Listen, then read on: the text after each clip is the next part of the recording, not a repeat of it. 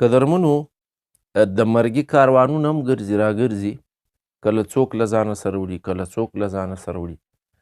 د چا په مرګ باندې د ده شخصیت خوار سي، د چا په مرګ باندې د ده کورنۍ خواره سي، د چا په مرګ باندې هغه علاقه خواره سي، د چا په مرګ باندې ټول قام خوار سي، او د یو چا په مرګ باندې بیا ټول جهان خوار سي.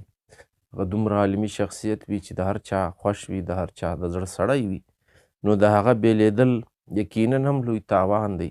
خو دا هم یو حقیقت دی چې دنیا چې دغه فاني دی، څوک هم نه پاته کیږي، او هر ژوندی چې دی هغه به د مرګ خوند څکي. قرآن په دې ګواه دی. نو موږ دغسې له د اګست په 19 تاریخه د 2020 کال له یو داسې ستر شخصیته څخه محروم سو چې ډاکټر درویش یوسفزی صاحب نومېدو. یقینا دا لوی سړی و. زه دعا کوم چې الله تعالی دې دی وبخښي. سوچه سړی و، صفا سړی و، ټول عمر یې په تقوا کې تیر کړی و، په خودي کې تیر کړی و. نو زما یقین دی چې انشاءالله ښه ځای به لري دورې هم.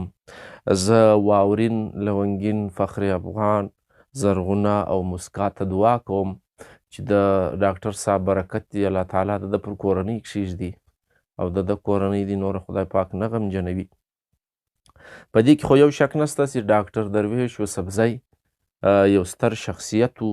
په سیاست کې، په ادب کې، په طب کې معالج و، او د علاج په اړه باندې چې د کم کار کاوی د غریبانو د بېوزلو خلکو چې دی صنم نه مرستګوی وي، نو داسې ډېر کم خلک پیدا کیږي. د ده شخصي ژوند چې دی هغه هم یو آینه ده. د ده شخصي ژوند هم زموږ دپاره یو سبق دی، او د ده ادبي کار او زیار هم د پښتو ادب په ګټه دی، د پښتنو په ګټه دی. او د ده معالج حیثیت چې و هغه د رنځورانو دپاره ښه و چې هر رنځور ورتلی د هغه د درمل غم یې خواړی، او ویل کېږي چې فیس میس کم، فیس لږ، فیس بالکل یې نه اخلو، بېوزله نازول. نو دا د ده شخصیت او د ده ژوند دی. د مردان په ګمبد کلي کې په ګمبد شاه بابا هدیره کې خاورو ته سپارل سوی دی. الله تعالی دې وبخښي. د ده پلار چې و عنایت خان نومېدی، دی ویل کېږي چې په 18 تاریخه د دسمبر د 1945 کال چې دی زوړ کړی و، دې دنیا ته راغلی و. په 1962 کې د په ډېرو خوندورو نمبرونو باندې میټرک پاس کړی و. قابله شخصیت و، پوه شخصیت و، نو ښه ډېر نمبر یې اخیستی و. په 1964 کې دا میټرک چې دی دا د امازو ګړۍ له های سکوله څخه د ترسره کړی و، او په 1964 کې چې دی د اف ایس سی کړې وه له مردان کالج څخه. بیا ویل کېږي چې د ډېر زیات نمبر اخیستی و، امتیازي حیثیت یې درلودلی و. نو له دې څخه د ده د قابلیت چې دی اندازه کولی سئ. قابله سړی و. بی ایس سی چې ده هغه یې هم کړې وه له اکبر میموریل کالج مردان څخه.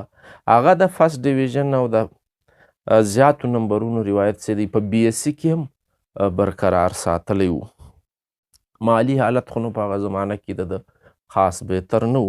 په بهرحال په 1968 کې چې کله بنګال د طب دپاره لوستونکي زموږ له مغربي پاکستانه انتخاب کول د قابلیت پر بنیاد باندې، نو له ګرد د اوسني پاکستان څخه چې کوم 2 کسه سلیکټ سوي وو، په هغو کې زموږ دغه یو ډاکټر درویش صاحب و. تللی و دورې د طب زده کړه یې شروع کړې وه، د ډاکټرۍ زده کړه یې شروع کړې وه. ویل کېږي چې هلته هم ښه فعال پاته سوی و. د سیاسي ګوند یا د لوستونکو د سیاسي ګوند متحرک غړی پاته سوی و. هلته په بنګال کې چې کوم سیاسي یونین و په هغه کې دی ډېر اکټیو پاته سوی و. 2-3 کاله دغه زده کړه روانه ساتي. په 1971 کې د ملک حالات هغه سره خراب سو، د بنګال حالات خراب سو. نو دی چې دی له دې خرابۍ څخه دا کالج یو د میډیکل کالج بندیږي، دی بیرته خپل مغربي پاکستان ته راځي او په خیبر میډیکل کالج کې پېښور کې خپله د طب زده کړه چې ده هغه دغسې روانه ساتي، او دومره د لوړ حیثیت زده کړه کوي چې په هغه کې هم د سرو زرو تمغه ترلاسه کوي. یعنی په ډاکټرۍ کې، په طب کې هم هغه د میټرک او د اف ایس سی او بی ایس سی چې کوم د روایت روان ساتلی و، هغه په طب کې هم هغسې جاري ساتلی و. د په 1940 کې بیا نوکري شروع کړې ده، ډاکټري یې شروع کړې ده په صحت محکمه کې، او په دغه رنګه د خپل خدمات چې دي د مردان په ضلعي اسپتال کې ترسره کړي وو، په لیډي ریډینګ اسپتال کې خدمات ترسره کړي وو، په جهانګیري اسپتال کې چې دی د خپل د طب خدمات چې دي د سرکار په نوکرۍ کې ترسره کړي وو. صفا سړی وو، سوچه سړی وو. نو د سوچه سړي په یو خراب ماحول کې په کرپټ او بدعنوانه خلکو کې ګزاره تنګه وي، نو د بدعنوانۍ ډېر خلاف وو. دا نه خوښول، نو کوم شاوخوا ملګرو چې د خلاف کوم شکایتونه کړي وو، لیا یې نه خوښېدی، لیا یو سازش ورسره سوی وو. په بهرحال 15 کاله پس په 1981 کې دی له دغه نوکرۍ څخه وایستل سو، او دی څه ویل کېږي چې څه وخت چې دی افغانستان ته خود ساخته جلاوطني چې ده هم د اختیار کړې وه، یعنې خپلې خوابدۍ اظهار چې دی هغه د کړی وو، افغانستان کې اوسېدلی وو.